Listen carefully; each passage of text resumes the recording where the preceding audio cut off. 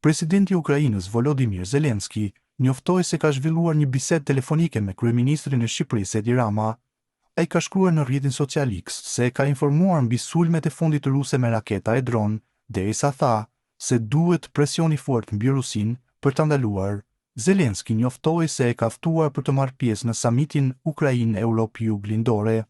Zelensky ka bërë me dije se me Ramon kanë diskutuar edhe mbi bashkëpunimin dhe partnerat evropian, e informova për sulmet e fundit ruse me raketa dhe dron. Këto sulme tregojnë edhe një herë se Rusia nuk ka ndërmend të japë fund luftës. Kjo është arsyeja pse na duhet një presion mjaft i fortë për ta ndaluar më në fund. Ne mbështetemi në të gjithë hapat e nevojshme në këtë drejtim që do të ndërmerret në të ardhmen e afërt. Diskutuam gjithashtu për bashkëpunimin ton me partnerët evropian dhe mbi unitetin ton.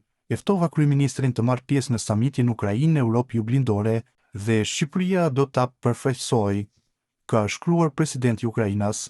Ai ka falendëruar Shqipërinë për përkrahjen e popullit të Ukrainës. Zelensky javën më parë ka qëndruar në Tiranë ku mori pjesë në samitin e Komunitetit Politik Evropian